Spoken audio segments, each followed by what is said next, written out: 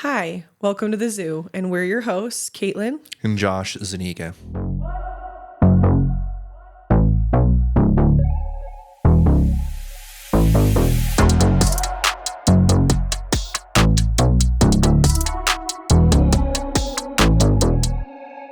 Another week. Another week, another day, another dollar, even though we're not making dollars. Okay. Yes, are we going to start over? I say we leave it. Let everybody see how weird you are. My friend was asking me, she's like, why don't you guys have ads yet? And I'm like, dude, we've made like 4 episodes. And she was saying that some podcasts, like even when they're not making money, you can like pay Spotify to put ads on there or something. Wait, and I'm like, we pay Spotify? I'm not paying Spotify crap. yeah, I was so confused by that. They can pay me. I know. I'm like, eventually we want to get paid to put ads on, not we pay Spotify to put ads on. I feel like people don't want to listen to ads. I know. That's why I'm confused. But maybe you sound more legit if you have ads on your podcast. I have no idea. Who do you want to sponsor us? Like what are your my dream sponsors? Your dream ads. Oh my gosh. Get serious. Dude, the first one that came to my mind was like one of the soft blanky places in Utah. Like Minky Couture or... Dude, you would. I think there's a new one called Lola Blankets that I've heard of. I don't know. Okay, name another 2. Maybe Alani Nu. Like the girl supplement company. Or yeah, even like I love Clean Simple Eats. Like, I don't know, some kind of protein powder. Or I've never tried Athletic Greens, but I'm like, that would be so cool to have like a greens or something. Or I don't know, maybe like some kind of clothing. You could get a discount for like clothing. Okay, but like clothing, like are we talking like a boutique thing, like where it's just like a shop? Well, I think it'd be cool. Or I think it'd be cool to have like discounts or sponsors that are local to Utah, because like the Weekly Trash that I listen to, sometimes like she has a lot of like Utah smaller companies that sponsor her, which I think is really cool. Mm-hmm. But do you have any like favorite ones that you'd ever want to be sponsored by? They wouldn't be things that you'd probably be interested in. Well, just like, interesting to hear. There's a cool company called Mystery Box, like a mystery tackle box. It's like a fishing thing where they send you like a box full of lures that equals anywhere up to like $75 total. Oh, and it's like a subscription. You get the box every month, and it's pretty cool. I got it for a while, and I was highly entertained by it when I was living in Oklahoma. Dang. Yeah. Why don't you do that? Why don't you do that again? Get you back into going fishing a lot. Maybe I should. Honestly, I forgot it existed until this conversation. Dude, that's such an ADD thing, I feel like. You're like, that was so cool, that one subscription that I used to have. Maybe I should do that again. Okay, one subscription I don't recommend, though, is Bump Box. That thing was lame. Oh, yeah. We got that for you for your first pregnancy. Not the second time. Yeah, did you just feel like a lot of the products in the boxes were just kind of mediocre? I don't know. I just didn't like... I would watch your response to them. First off, it wasn't pertinent to me. It was just because of my response that you're like, let's not do this again. Well, not totally. Like some of it was lame, but okay. It didn't seem like you were that impressed. So yeah, it didn't seem like either one of us really enjoyed it, like as much as we were expecting it to. Yeah, there were a few things in that though that like I used my entire pregnancy. Like they gave me like a pregnancy journal, and I used that the entire time I was pregnant. So what did you do with it? I still have it, and I actually got a new journal for this pregnancy too. So. Yeah. What do you write in there?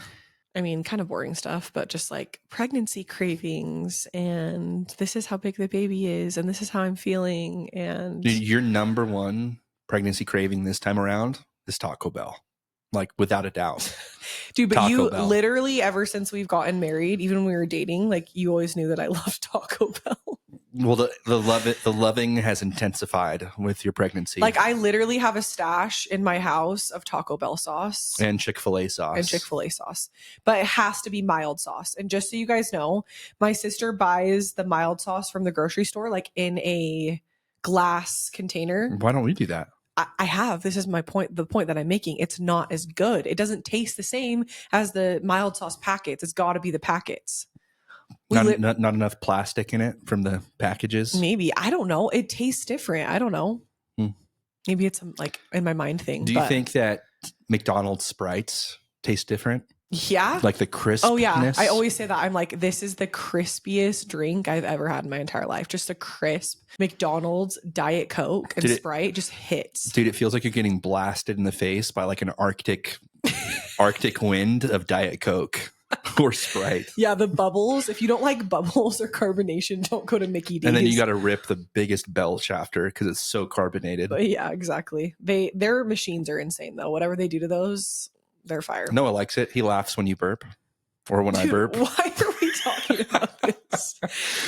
But I was pissed the other day. We door dashed Taco Bell and I literally put on there, please do 15 packets of mild sauce. And they literally give us nothing. Like, are you kidding me, you guys?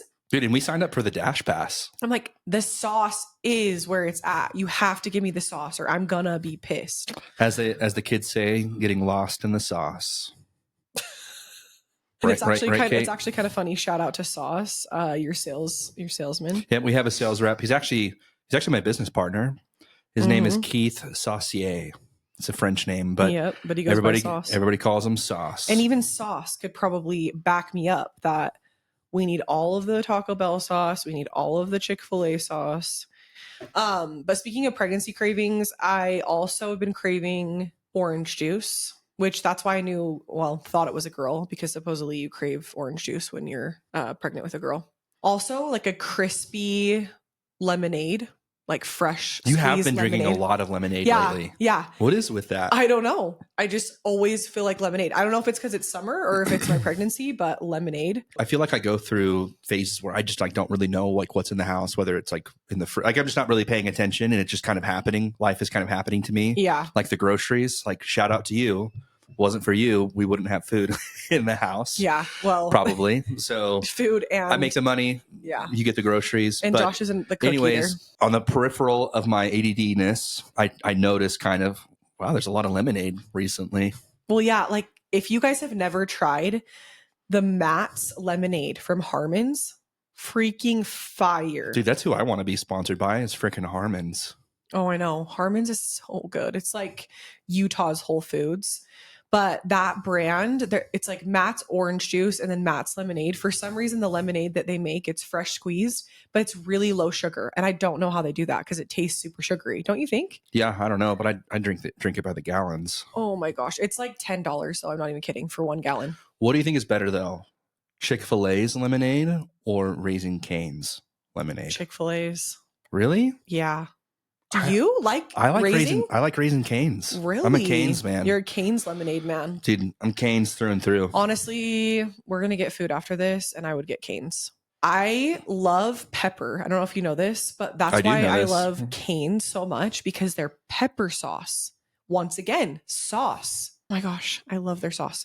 Caitlin, I would say that in another life, Caitlin's like dream job would be like a food. Like if you could be any kind of influencer, aside from being like the normal hot, smoking hot Utah mom influencer you are to me. You don't be an influencer to anyone else, but you influence me. You influence me. You're a hot mom. You would definitely be like a foodie blogger. Yeah, like no joke, you guys. My dream back in the day, I did my own blog for a little bit, like when blogging was super cool, and it didn't really go anywhere. But what did you blog about?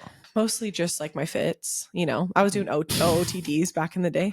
I didn't know what that was until I married you. OOTD? Yeah. Are you serious? Or Get Ready With Me? Yeah, this girl that I follow on TikTok, I think everybody follows her, but her name's Emily Kaiser, and she's just... I don't know who she is. But she's just really like big right now. And I think she has like 2 million followers on TikTok, but she was just like recently in London, and she was posting how it's like so embarrassing doing OOTDs like in public. Like she has this thing called an Octo Buddy, and you stick it on the back of your phone. I had it for a little bit, and then you can stick your phone to like any surface. Is that why you got that? I mean, yeah, because you can like vlog and you can like take OOTDs easily. Because like for a minute there, I was doing like a lot of fit checks, but then I got pregnant. And like doing fit checks. Hey, that's a niche. But like doing fit checks being pregnant is not as fun, at least for me. But anyway, she was just saying it's so awkward. Like she put her Octo Buddy up on something and she was like scooting back, like doing her fit.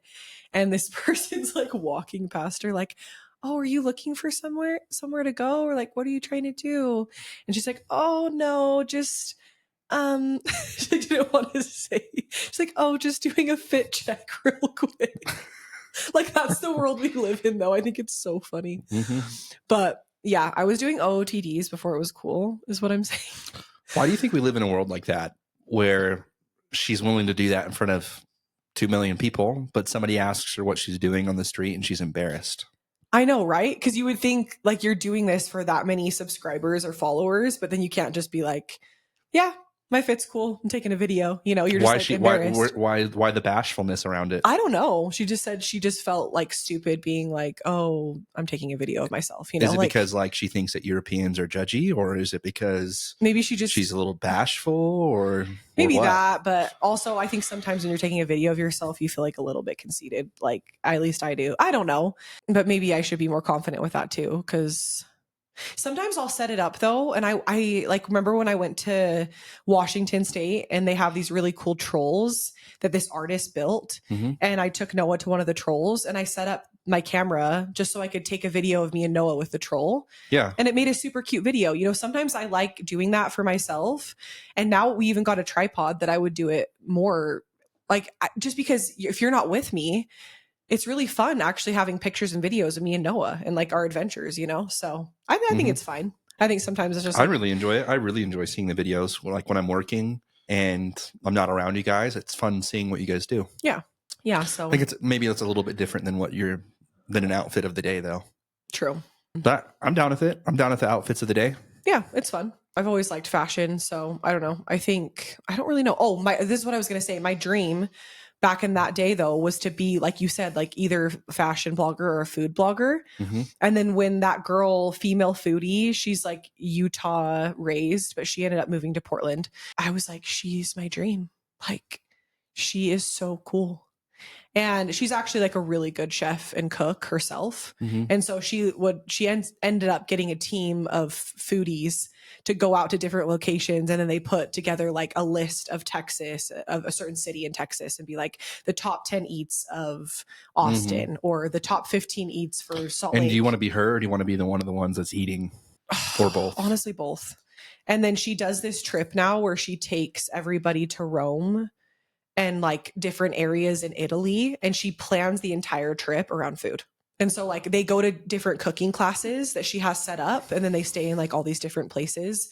And then she knows all the really good restaurants like in Florence and Rome. And like, anyway, it's like a female foodie tour or whatever. I just think it's so cool. I think it's so cool. I mean, especially when you're traveling for food, I think it's just super fun. So, because food is honestly the best part about traveling, like trying different food, mm-hmm. I think. And especially in a European country, because you walk it all off. You're getting like 20K steps a day. So you're like, might as well eat this delicious pasta. Yeah, delicious pasta, like 5th gelato of the day. Like send it, you know? Mm-hmm. So, I've never been to Europe. I want to go to Europe with you so bad. My mom actually just recently got back from Europe, and she was there with her choir that she's been in for like 20 plus years. And it was like their last choir tour. Hurrah. Why is it done? I think that her director is retiring. So, yeah. But it was just so fun to see all of her photos. I can't wait to hear about it in person. I haven't seen her yet. She's definitely living her best life right now. Yeah. Like she went to Switzerland. She went to Germany. She actually brought me back some Swiss chocolate. I didn't show you, but I'm super excited to try that later. We are actually planning our baby moon right now, though. So if anybody has any ideas for where we should go, let us know. Let's talk about that. Where are places that, because I think that you and I have different ideas of vacations, mm-hmm. which kind of plays into how we decided to go like our honeymoon. There was some options there, mm-hmm. but I'm totally okay with staying stateside. I think it'd be super interesting to go up to the Northeast just because I've never spent any time there. I know like where in the Northeast again were you thinking? I don't know. I think it'd be super cool going to Salem, Massachusetts, like sometime in the fall. I think that'd be a really pretty area, like just like that kind of area. Yeah. Or Boston area. Places where there's a lot of history. Yeah. So just so you guys know, our plan is to go like end of September, early October. So like mm-hmm. we could go to a place, like you said, that an early fall vibe, which would be cool. And we didn't really say this much earlier, but I think one of the reasons why I would think it'd be cool to go somewhere like Salem. Mm-hmm. I love spooky things. Caitlin, not so much. Well, I love Halloween though. Yeah, we both love Halloween, and Noah's. It's your favorite. Is it your favorite holiday? It's my favorite 100%. Holiday. Yeah, I thought we both had that in common. Yeah, 100%, and it's also Noah's. Well, I kind of want that to be like our family holiday. Like I like dressing up for one. Mm-hmm.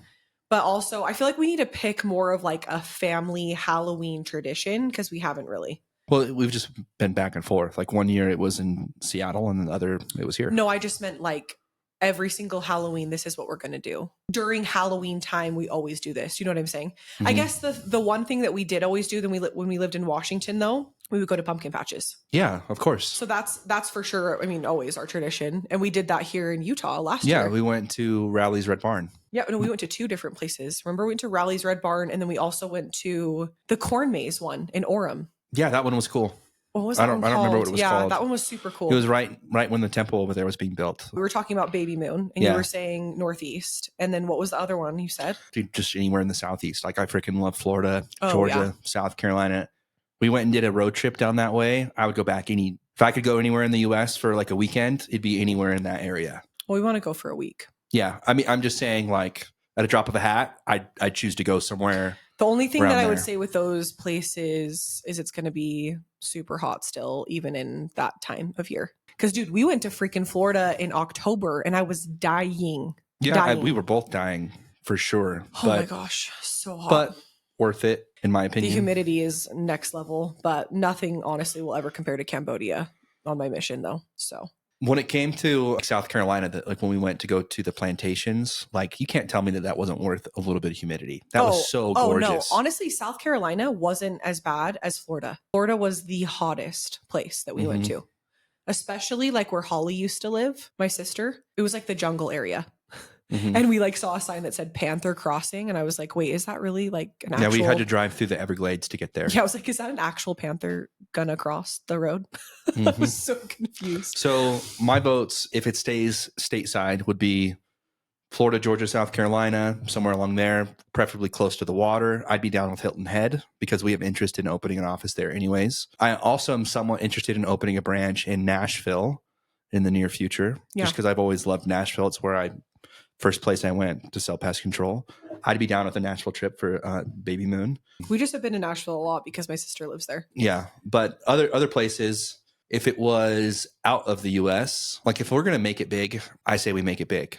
But I'm going to be pregnant, like hella pregnant. That's never stopped you from having a good time. Oh my gosh. Well, our last Baby Moon, we kept it pretty chill with Noah. Yeah, right. The last Baby Moon. Well, dude. We went to Mount Rainier. Okay, guys, listen to this. We went to Mount Rainier, but then Caitlin's idea of a fun Baby Moon is going on like 4 really hard hikes. What was it, 4? How many was it? I thought it was multiple. I thought it was 2, maybe 3. Okay, 2, maybe 3, maybe 4.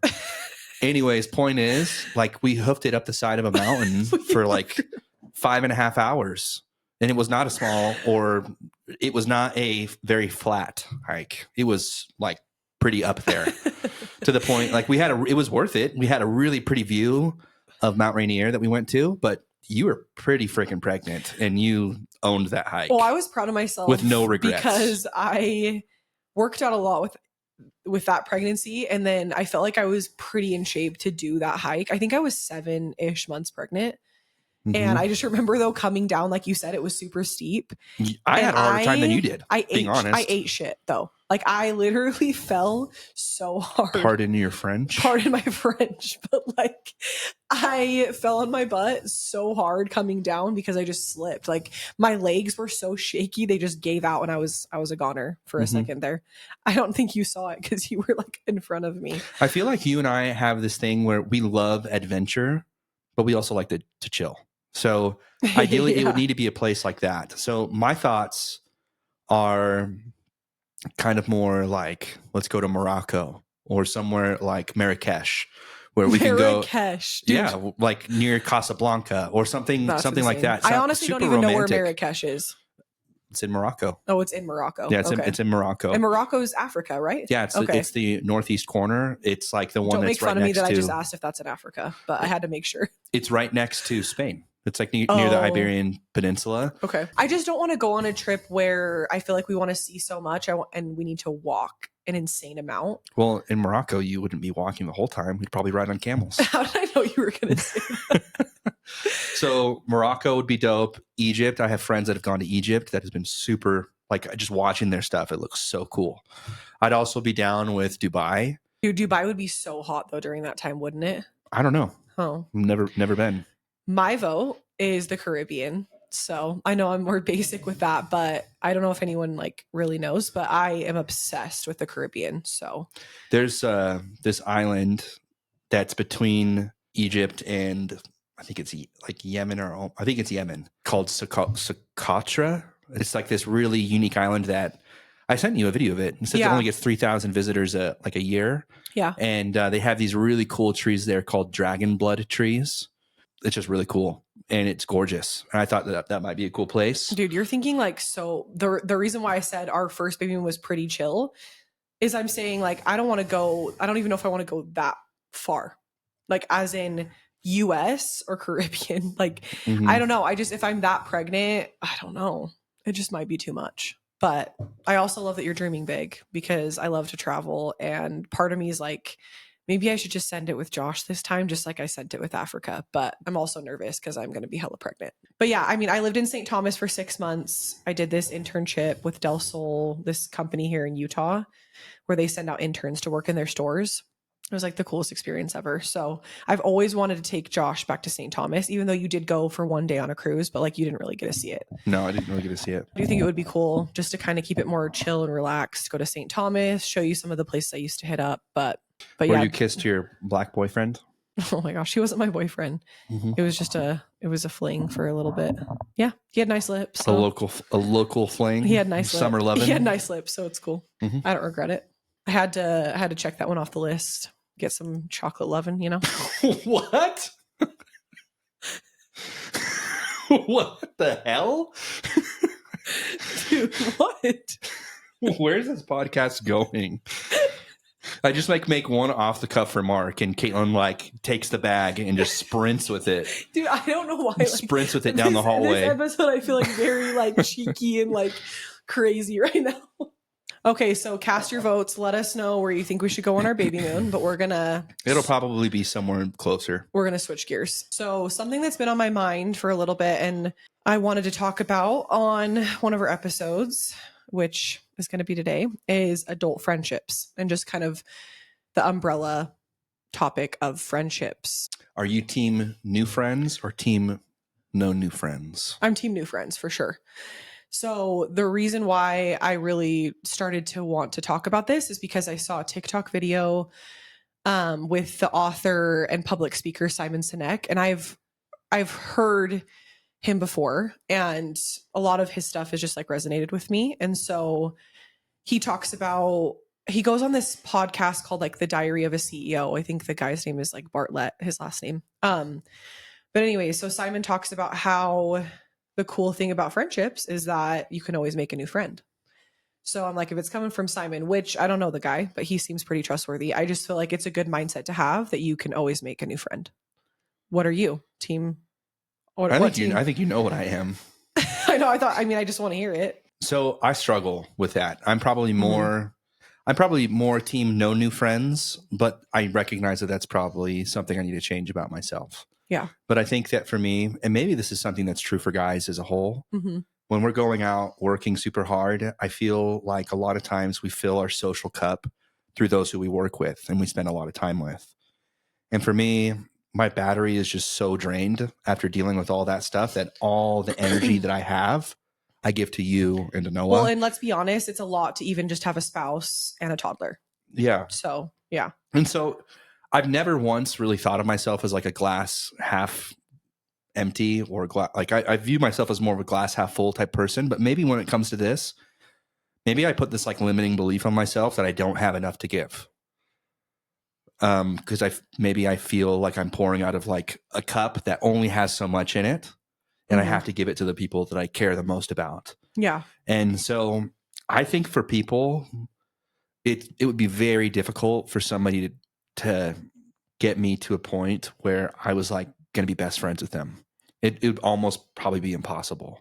Yeah. And it's not because I'm not a nice guy, but it's just because I think that I have walls that are not easy to get through. Yeah. And I do think that that's something that I want to work on because I do care very deeply, but I'm also guarded. Yeah. You know? Yeah, it takes a lot for you to get there, but once you open up, you can get pretty close to people if you choose to. I will say though that that's one of my favorite things about you is that you invest deeply into relationships. Mhm. And honestly, I don't know how you do it. Like I look at you in awe that you're able to do that. It's one of the things I admire the most about you is that you like live in abundance where you just pour into people, oftentimes significantly more than they ever pour back into you. I struggle with that Yeah. personally. Yeah.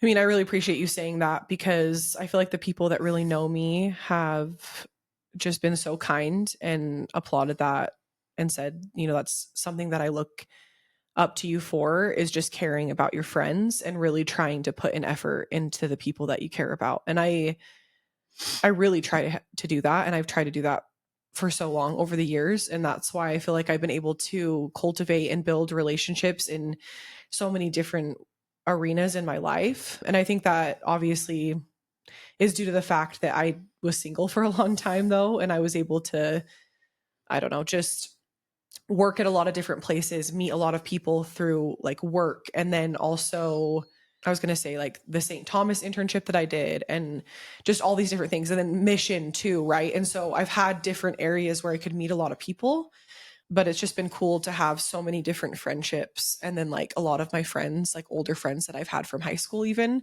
I feel That's like so rare, by the way, to have friends that you're still really close with in high school. Mhm. That's atypical. It's not normal. Yeah, I would say like right now, I would probably just say I have like two really, really close friends from high school that I still stay in contact with. But there's still a lot of people that from high school that I still talk to, and that I care about. Yeah, I just feel like it's been so cool to see my old friends become friends with the people that I met along the way and my new friends too. Cause like even, It's like combining of two different worlds. yeah. And it's sometimes hard too, though, because then you have something in common with that person. Like, oh, remember in college when we did this? And then, that other friend has no idea what you're talking about. Or, Mm-hmm. but I do feel like a lot of my friends have like put in effort to still come to my things and like meet my other friends. And I feel like a lot of my friends like other friends that maybe they wouldn't have met, if we weren't all connected, if that makes sense. So Yeah, I've definitely felt things like that with working with family and then mhm. like combining family circles with work circles. Yeah, totally. Mm-hmm. It's just fun connecting people. I think it's gotten a lot harder for me to, because we talked about last episode how it can be hard to open up sometimes. I think harder for you, but it's gotten harder for me. And so that's kind of why I wanted to talk about adult friendships, because I do feel a shift in like my life being, almost a pie, right? And you have all of these different arenas or slices of a pie that you're able to give. And I'm cut in a lot, I guess, more ways, right? Being Mm-hmm. married, having a spouse, having a child.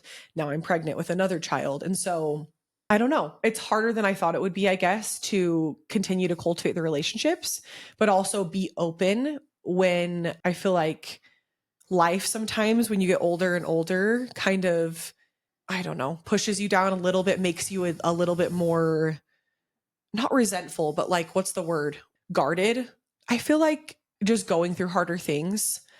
I've had some losses with just close friendships and even hardships within my own family that have made me a little bit more just scared, I think, and it's harder for me to be open and trust. And like you said, that's something that you really looked up to me for being really empathetic and open and authentic and genuine. Like I try to be, but I feel like there's sometimes people out there that don't really care as much about you, or they don't really want to hear about your hardships, your good times. And that's something that I want to talk about right now is with the Simon Sinek guy. He on the podcast I just listened to, he talked about how many friends can you call when you're having a hard time, There's a lot. I have a lot of acquaintances that I could do that with. Yeah. I would say most people have a lot of people that would be like, "Oh my gosh, bro, that sucks. That pest control company, they really did you wrong, man." Mm-hmm. And then for me, same thing. I could think of a lot of people that would love to be like, just, I don't know, just have your back when you're having a rough time, right? Mm-hmm. So that's kind of what Simon talks about, how you'd have dozens of friends who could talk to you about something rough that you're going through. But how many friends can you call during the great times, like the really amazing times where you won an award or we just started our podcast, right? And I'm like, I'm hyped.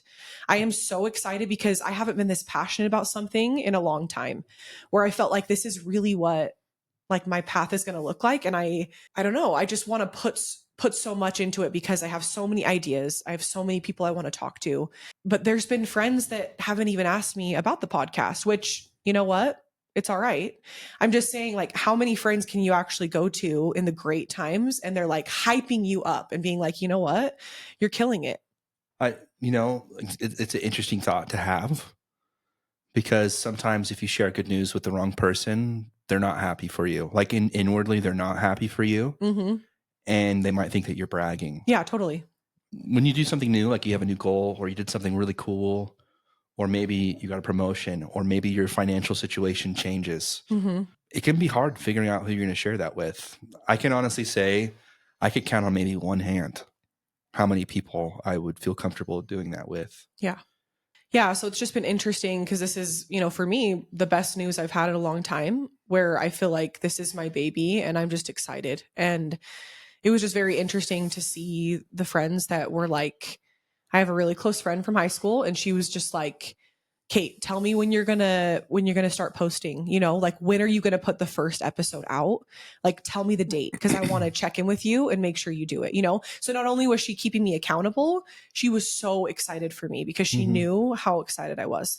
And it's like you can feel that genuine love that they are like just really excited for you. And so yeah, I would say it really was pretty small. Like it was, maybe 5 people, a little bit over that, but it's honestly so crazy how much that meant to me. And it really showed me, the people who genuinely care about things that I care about. And that meant the world. I don't feel like it's like that when you're a kid, though.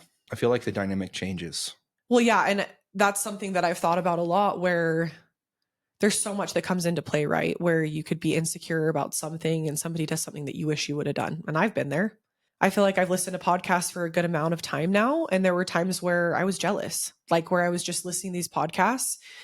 I was hyped for them. I don't know these people, but at the same time, I was like, I could do that, like I want to do that. And so it kind of strikes a chord in you where you're like, I can do it, but I'm not doing it. So why am I going to hate on that person when I'm not taking the action that I should if I really want to do it, right? Mm-hmm. So it's insecurity. And then I also feel like it can be jealousy, or sometimes you just don't connect with people, and they really don't care about you as much as you did, or you do, or you did, right? And like you said, you're pouring into this cup that you're getting nothing from. Like that's what Simon talks about. Like, are you leaving this friendship feeling energized? Are you leaving this friendship feeling like, whoa, I'm drained?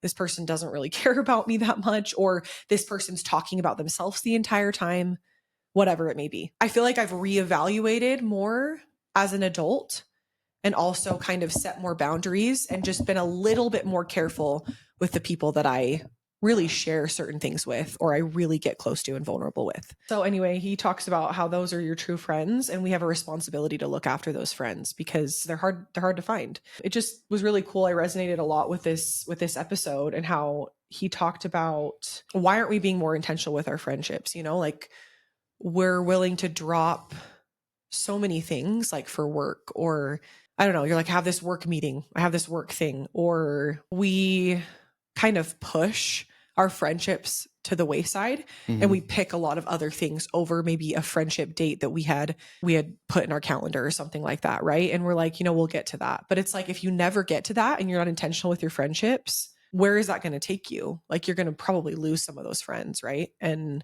listening to that, it just made me want to be more intentional with my relationships and be like wise, I guess, in picking those friendships and relationships too. What do you feel like has been the hardest part of friendship for you? Us having this conversation, like, does it strike a chord with you? Do you want to make more new friends? Do you want to like pour more into the friends that you feel like you do have? Or how do you feel when we talk about this discussion? Because I know friendships, like you just don't have a ton of close friends. And so I'm just curious, like where your head's at with this topic. I feel a lot of different things. Part of me wonders if I should feel embarrassed that I don't have as many friends. You definitely shouldn't feel embarrassed. I mean, it's not that I don't have friends. I have friends. I have a lot of people that I could text and have a conversation with. A lot of people care about you and you do have friends. I'm just saying, like, I just want to know where you're at. I don't know. I think that there's certain things that have happened in my life where I've become more and more jaded or guarded with who I am or sharing things with me or sharing things with them. And why is that?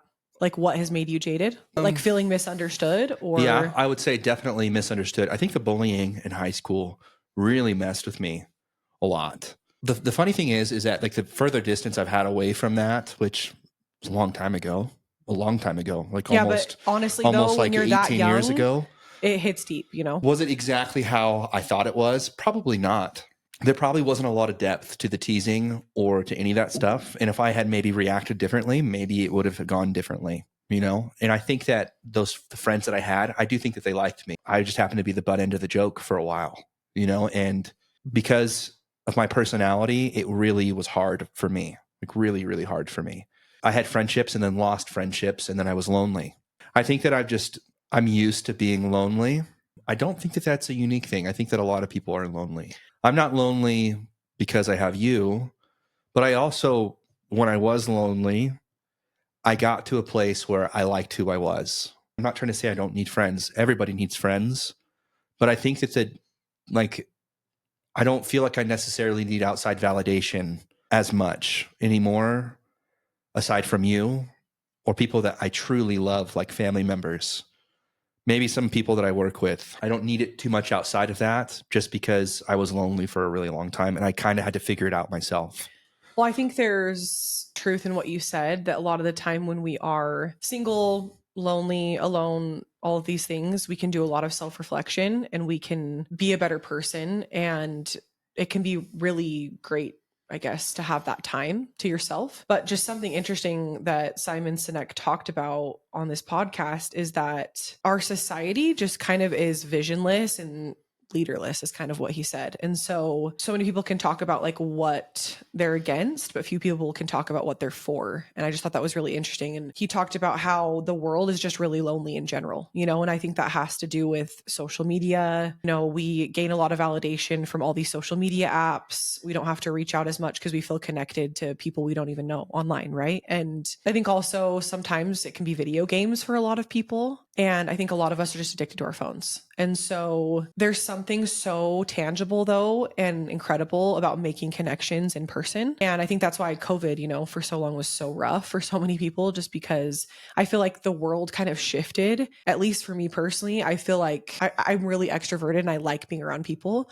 And I feel like ever since COVID, I feel like I've even taken a step back from just connecting and getting together with people and making an effort, you know, and I think our world slowly from 2020 has just gone downhill that way. And once again, social media is a huge part of that. But he talks about how when we're lonely, we're more prone to being addicted to something. And so I think a lot of people are addicted to different things, whether that may be video games, alcohol, drugs, so many different arenas. Not only are we like maybe going to the wrong places, feeling that loneliness is just really hard at times. I think it can be a little bit depressing when we don't have the friendships, you know, and the connections. And so I do think there's a lot of value in it. I do think it's really hard though. I think that my fear, and this is a fear that's been realized a couple of times in my adult life, where I thought that somebody cared more about me than they ended up really caring about me. Yeah, and I that's misread the situation. I misread the situation dramatically.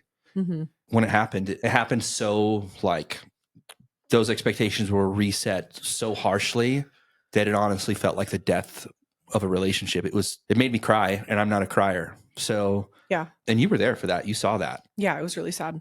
There's certain parts of me, and like when it comes to like somebody that I thought was a friend, it makes me wonder. I'm not like trying to get like sad. I said that I don't need outside validation, but it's not true for people that are in my circle. And Well, if somebody's in everybody needs it. if the people inside my circle hurt me or make me question my worth Or who you are. or who I am, Mm-hmm. because they view me as this thing Mm-hmm. that's so like, I don't think I'm that, those things that they say that I am. And I feel like I'm self-aware enough to really be able to take a step back and look and see if there's any truth to it. And Yeah. where there's truth to it, I look Yeah, at it, of course. Yeah. you know, but that really hurts. It really hurts. I'm the personality type where I don't really love relative truth, like relativism. I prefer kind of like this idea of, is it true? Is my cup half empty or is my cup half full? I know it's my perspective, but what perspective should I really have? Do I really have limited energy that I'm pouring out of with you and in this small circle of work? Or if I really wanted to, could I really come from a place of abundance and pour into other people outside? Yeah. Regardless of what I got back. And that idea, that scares me, not from like a selfish standpoint, but from a standpoint where like, okay, maybe I could do that for a day or two, but could I do that forever? I don't know. Like I truthfully, like, I don't know the answer I to think you that. have to ask yourself, like certain friends and relationships, is it worth it or not? You know? And sometimes when you make a new friend, you don't know that until you go for it, right? And so, But I think it's almost like I would have to decide if that was something about me that I was willing to change, more so than whether or not it actually happens where I make well, yeah, a of close course, friend. you're the one that has to be putting in the effort. And I just don't know deep down, is it a limiting belief that I have, or is that just the truth? I don't have enough energy. I mean, my own opinion, I think it could be both, but only you can answer that, right? And so I just want to echo, I guess, what you said about almost feeling like a death in your life. Like, I know how hard that was for you. And it was really hard to see you go through that. And I do think that that happening to you, but that also happening to me, feeling like a loss in my life with certain people. And I just like, I feel for you and I just validate you and what you said. Like, and I just saw a video online talking about how our worth is never going to be able to be taken away no matter what. Right. And so many people are going to have opinions about you, about me, about everybody, right, throughout our life. And they could have one interaction with you at a grocery store and they didn't, you know, they haven't seen you since high school and they think, oh, wow, she was a brat, you know? Mm-hmm. It's just so insane to me that people can have this like archetype of who you are. Yeah. In their head. And it's so real it's to a them. narrative that they have. Yeah. It's for a whatever narrative. reason. It's a narrative, just like this narrative that I have that I only have so much energy I can give. But is it true? The answer is probably not. Well, I will say this though, like after going to therapy and talking with my therapist about this exact topic, like nobody can take the power and worth that you have, you know? And like that's why our faith is so important to us in believing that we're a daughter and son of God, is that we will always have that knowledge and nobody can take that away from us. And so when it comes to friendships and people that have hurt me, a lot of the time, you know, I have insecurities that come out, or they might strike a chord, like you said, and they say something about you and you wonder, am I actually like that? You know? And you, like you said, you have moments where you're like, you know what, maybe I should look at that trait and I should say, maybe there's something I could work on, you know, what they said. But there's other things that they might say to you that just aren't true and they're not who you are, and it won't change your worth and that you are a son or daughter of God. And so that's given me so much peace that like nobody can take that away from me, even though they might have this narrative or think of me or in a certain way or say these different traits that I'm like, I'm not that person. How could you ever think that about me? Right. And so I just don't want you to ever forget that like, yes, people can misunderstand who we are, but you get to choose, you know, who you get to surround yourself with, who you feel uplifted by and energized by. And just when you feel down by something that someone might think or say, you can always go back to the fact that God loves you and that nobody can take that worth and knowledge away. Yeah, every single one of us has intrinsic value that can't be taken away. I feel like I'm a reluctant team new friends at where I'm at right now, where I want new friends, but I haven't figured out quite yet how to manage my energy. I recognize that there's a truth there that I need more fraternity in my life. I need more guy friends. Yeah.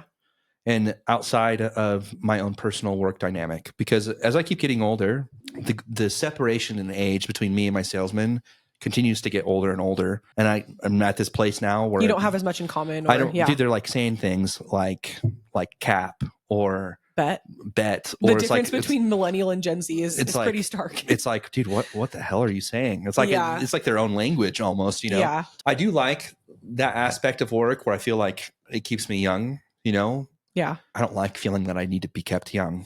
It's weird. I still feel like I'm like 22, like a forever 22 forever age young. guy. Yeah. Forever young. I would say I'm reluctant to new friends and I'm trying to figure it out. I'm trying to figure out how to manage that. There's a couple of people that I'm in a group with called The Collective who I've gotten closer with. But I'll admit, I have some sort of barrier. I have like some sort of barrier where I allow people to kind of get close to me, but then I put my arm up and I keep people away. Yeah. or I don't let my guard down. And I don't know whether that's a fear of the effort that it takes to maintain a relationship or where that really comes from with me. Mm-hmm.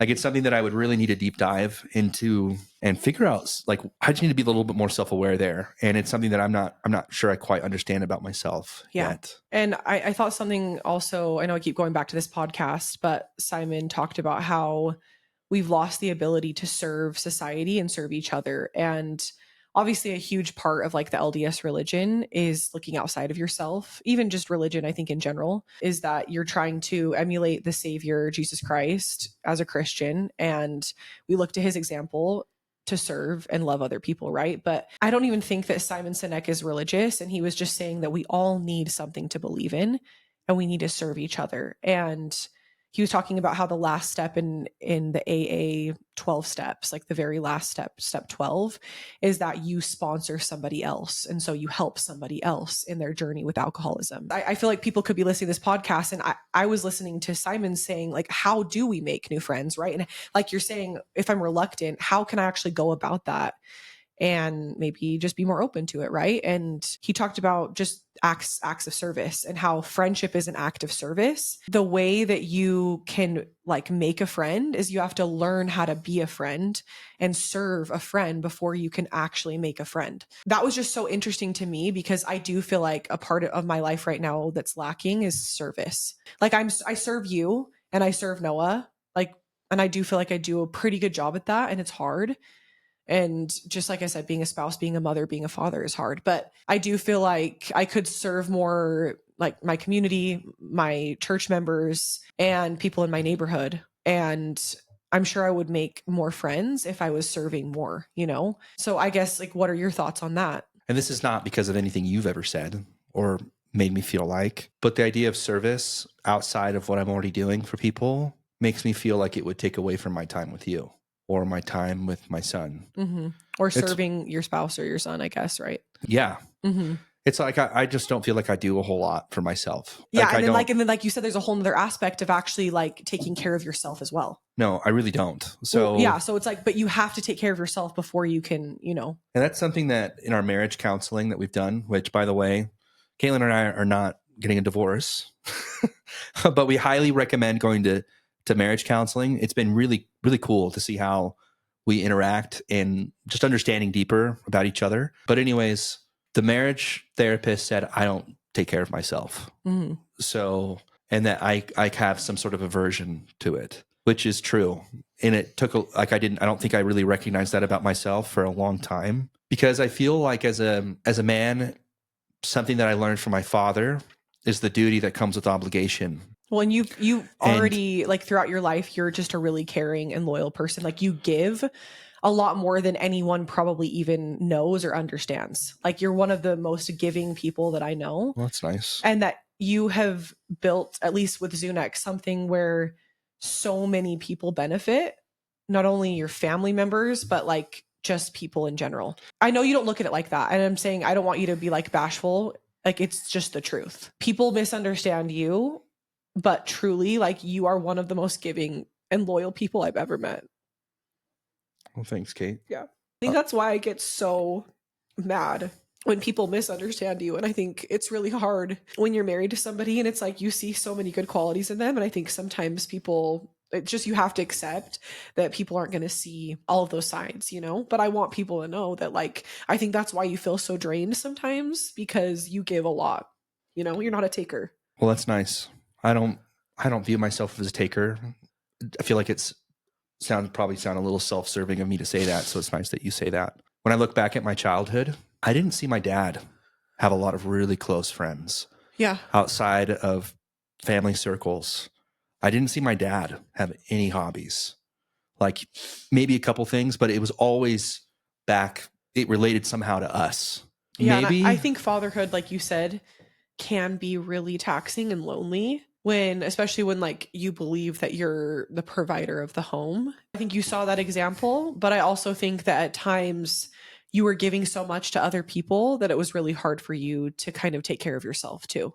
I feel the same way probably with my dad, you know, like, yeah, I don't think he's still I don't like that to this day though. He gives a lot. I've never seen my dad take a boys trip.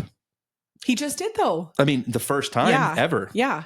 But I'm saying that's why I was so happy for him that he did that. He deserved that, you know? The reason why I'm bringing that up, I'm like searching for where that comes from in me. And I think that like this obligation is just like what I saw. I saw my dad take care of me and my mom and my sisters. And that's what he did with his spare time. My dad didn't go out and do his own hobbies. You know, my dad didn't go fishing when he had a spare moment. He didn't have a spare moment. His spare moments were spent with us. But I And feel so like he for maybe me, could have, he you know, probably, right? Yeah. like, see, and that's like where hindsight's 2020, where I probably need to make some adjustments because I don't take care of myself. My dad didn't take care of himself. I feel weird. Like I feel super uncomfortable at the idea of going out and going fishing, even though it's something that I love to my core. It's like, it's one of like the three things that makes me the most happiest. Yeah. It's like you, God, actually four things, Zunex and fishing. Like those are the four, like it's on one hand. And I get my kicks from watching YouTube videos, which I have to fight with my son, whether or not we're going to watch Bluey or my fishing videos. Yeah, whose turn? And usually he wins. Whose turn is it? I don't know. Friendship and guys and fatherhood, it's so complex. It's complex in my own life. And I'm not envious of you. I feel like it's a beautiful thing that you're able to have close friendships. I don't know. I just need to do some more self-evaluation and looking in the mirror as to why I am the way that I am. Yeah. And the things that I want to change. Yeah. But it's so easy to just get to this place where I spend every other moment with you and with Noah.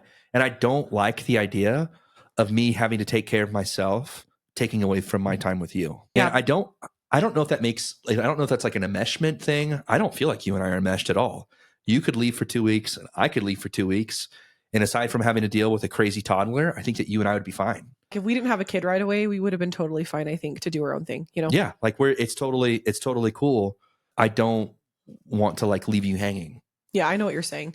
It really is so important, like you said, to do self-reflection. And also once you fill up your own cup, you're able to reach out to more people and be a friend, you know, when you feel fulfilled and you feel like you're in a healthy spot, right?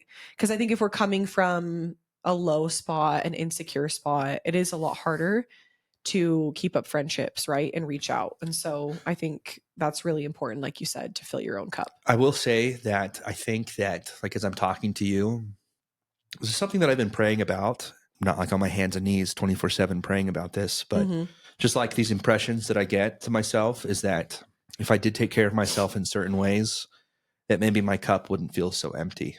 You said that with the gym. Yeah, I felt this impression that just really like who I am, my body at this moment isn't an accurate reflection of that. You know, the morals that I hold and the standards and the things that I care the most about, my body's not a reflection of it. I eat more than I probably should. I don't work out as much as I should. But I know that that's something that I've changed about myself in the past. It gave me energy, you know, but it's so easy to just sleep in and wake up at 9, you know, like, which is honestly, it's pretty late. In most adult worlds, like people are waking up at 6 all the time or even earlier. And so I kind of feel soft a little bit, but we work so hard. Lately it's so hard too, because it's like you work really late.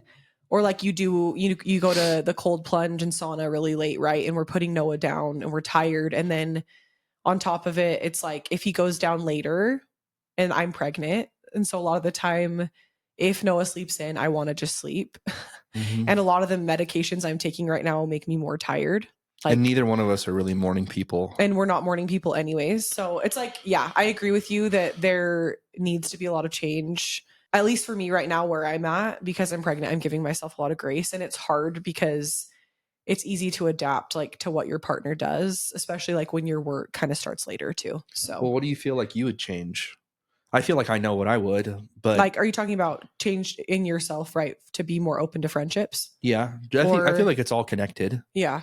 I don't feel like I can pull up. I can't serve if I'm not in a healthy place. So right now, I feel like my heart, to be honest, has been a little bit hardened. I think I told you that, you know, and I feel like because of things that have happened in the past with close people in my life, I feel like I am scared and I'm hurt, you know, right now. And so I think it's hard to like moving back to Utah because you have friendships that you were hoping maybe to see more of or do more together, but people are busy. And life goes by fast.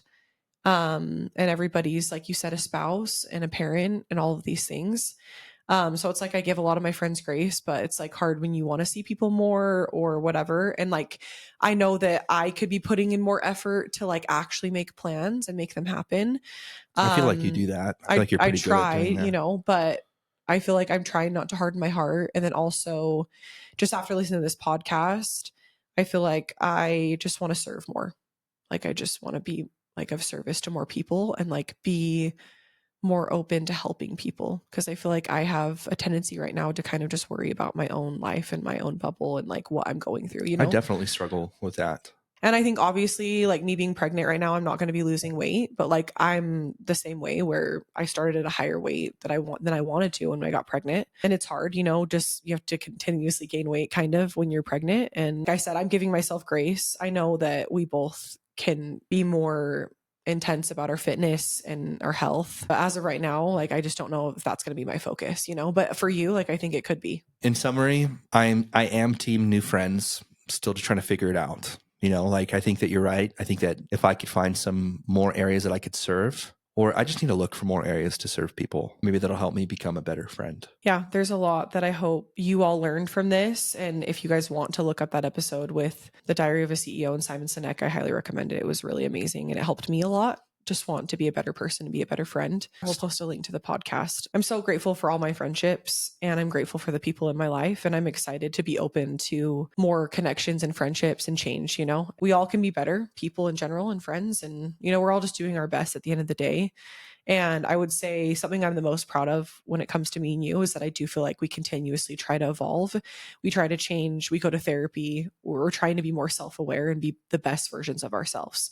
And that's really all you can do, you know, is grow and evolve. So thanks so much for listening. Once again, just rate and review. Give us a review and post the crap out of our stuff. Yeah. So because we really enjoy doing this. Honestly, I feel like it's kind of like a date, you know, Yeah, and it's definitely. nice to be able to connect with you in this way. So Yeah. we plan on doing it for a very, very long time. Hope you guys have a great week and welcome to the zoo. Thanks.